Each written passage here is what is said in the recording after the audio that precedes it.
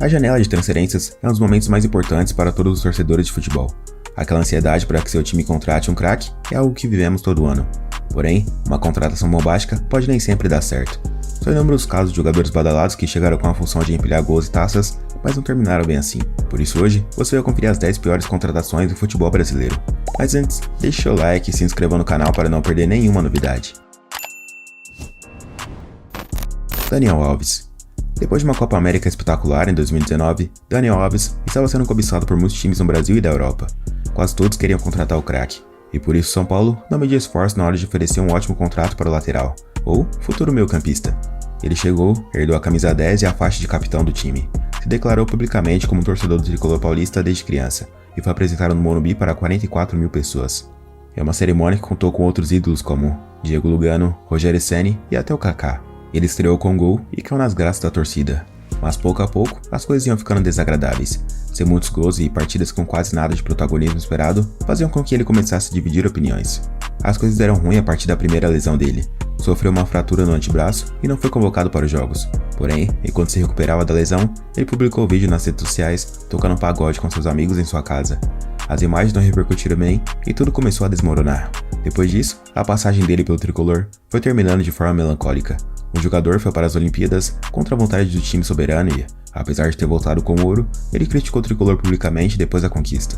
O São Paulo falhou muito comigo e era o momento que eu tinha de escolher pelo São Paulo ou por defender meu país. E sempre vou representar meu país. O São Paulo tem pendências comigo e não foi a imprensa falar disso, porque respeito o momento do clube. Respeito o que o São Paulo está atravessando, mas também gostaria que o São Paulo e os São Paulinos me respeitassem. Isso foi a gota d'água, contrato rescindido e negociação para pagar dívidas. O São Paulo ficou de pagar 60 parcelas de R$400 mil para o Daniel Alves, totalizando 24 milhões. Alexandre Pato. O Corinthians de 2013 estava muito embalado. O time tinha vencido a Libertadores e o Mundial de Clubes no ano anterior. Manteve todos os seus principais jogadores para o ano seguinte. Além disso, trouxe um craque de nível de seleção brasileira para a época, o Alexandre Pato. Mas apesar de ter feito seus gols e suas assistências, o Pato nunca conseguiu se identificar com a torcida do Coringão. Sua falta de vontade e a forma como não mostrava raça dentro de campo fez com que ele rapidamente ficasse contestado por todos. A cereja do bolo aconteceu na eliminação do time para o Grêmio pela Copa do Brasil em 2014. O jogador bateu um pênalti lamentável contra o goleiro Dida e acabou eliminando o timão no torneio. No vestiário, teve boatos de que alguns jogadores queriam agredir o camisa 7 e os seguranças tiveram que intervir para impedir que isso acontecesse. E não apenas isso, Pato chegou a elogiar a polêmica arbitragem do Carlos Amarilha quando o time saiu da Libertadores em 2013. E também recusou uma proposta da China que renderia muito dinheiro ao Corinthians, dizendo que não tinha interesse em jogar na Ásia.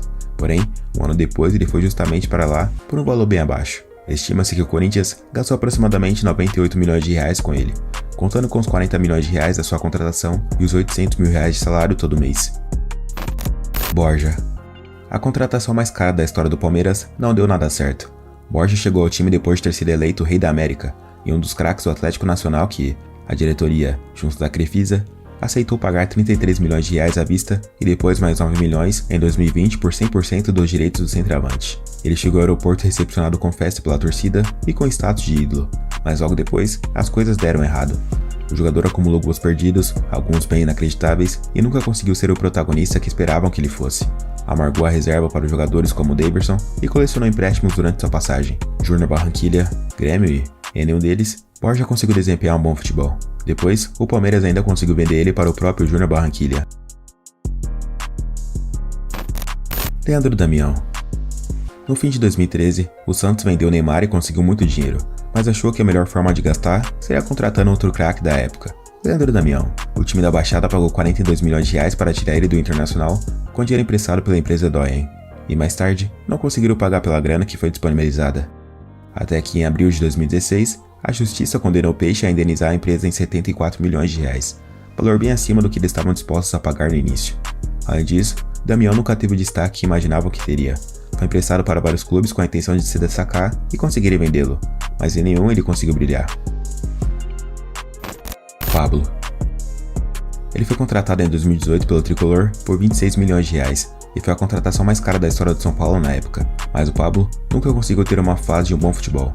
Perdeu gols em eliminações importantes do time e foi muito criticado pela torcida. Seus gols perdidos, principalmente nas eliminações do time, em competições como na saída do Tricolor na Libertadores para o Palmeiras, foram o ponto final da sua passagem. Tanto que ele abriu mão de 15 milhões de reais para rescindir com o time e procurar outra equipe para jogar. Douglas Costa. Quando a contratação de Douglas Costa foi anunciada pelo Grêmio, todos imaginavam que ele iria sobrar no Brasil e dar muitos motivos para os torcedores gaúchos comemorarem. Restaram apenas razões para lamentar. Muitos problemas físicos, inúmeras lesões e o número maior ainda de casamentos marcou a passagem do DC pelo Sul. O Grêmio pagava R$1,5 milhão por mês de salário e ele nunca se mostrou muito compromissado com o clube. Pediu várias dispensas de jogos importantes para poder celebrar sua cerimônia de casamento em jogos que o clube lutava para não cair para a Série B. Na partida que o time foi rebaixado, ele marcou um gol e comemorou dando tchauzinho, debochando da sua própria torcida, o que foi considerado uma ofensa para quase todos que comentaram do assunto. Wesley. O torcedor do Palmeiras passou por vários bocados antes de comemorar os dias de glória. Em 2012, o Verdão queria contratar o Wesley, mas não tinha dinheiro em caixa, e para conseguir arrecadar a grana, fizeram uma vaquinha online para que a torcida contribuísse. Os fãs podiam colaborar pelo site www.wesleynoverdão.com.br e ajudar a contratar ele, mas o volante nunca brilhou pelo clube, sendo rebaixado junto com eles em 2012. Saindo de graça para o rival São Paulo em 2015, parecia desinteressado quando jogava, e por isso ganhou um apelido irônico de Deus da Raça, do jornalista Mauro Betting.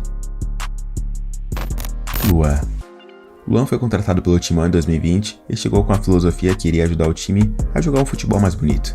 No começo, ainda mostrou um futebol razoável, mas depois de um tempo as coisas desandaram. Más atuações e muita preguiça dentro de campo fez com que ele fosse muito criticado pelos torcedores. O alto salário de cerca de R$800 mil mensais ajudou com que ele ficasse com a antipatia da Fiel. Luan recusou muitas ofertas de empréstimo e ficou meses sem nem ser convocado para os jogos, até ser emprestado para o Santos com o Corinthians pagando quase todo o salário do atleta, só para não ter mais ele em seu elenco. Porém, em pouco tempo, saíram notícias de que o Peixe quer devolver o Luan para o Timão o mais rápido possível. Só que o Corinthians já avisou que não aceita a devolução e ele ficará por lá até o fim do contrato. Vitinho foi contratado em 2018 pelo Flamengo por R$54 milhões. Na época, a contratação mais cara da história do clube, e um salário milionário de mais de R$1 milhão por mês.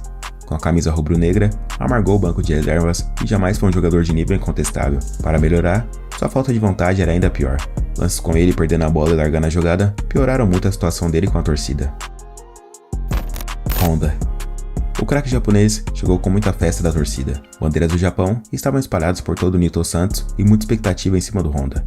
Mas pelo fogão, ele marcou apenas 3 gols e não teve nenhuma partida de destaque. Se bobear, não chegou a fazer sequer uma partida boa pelo time. Durante a passagem, ele teve algumas lesões e alegou alguns problemas familiares para voltar à Europa em 2021, encerrando sua passagem sem deixar saudades. Apesar da expectativa, os craques podem não corresponder bem, e no futebol, ninguém joga com o nome. O passado de um jogador não faz com que ele ganhe títulos, e por isso precisam continuar se provando a cada dia. Mas, e na sua opinião, qual contratação foi a mais decepcionante? Comenta aí embaixo e me conta. Eu sou o Gustavo Marques, tô ficando por aqui. Se você gostou, não se esqueça de deixar seu like e de se inscrever no canal. Um abraço a todos e até o próximo vídeo.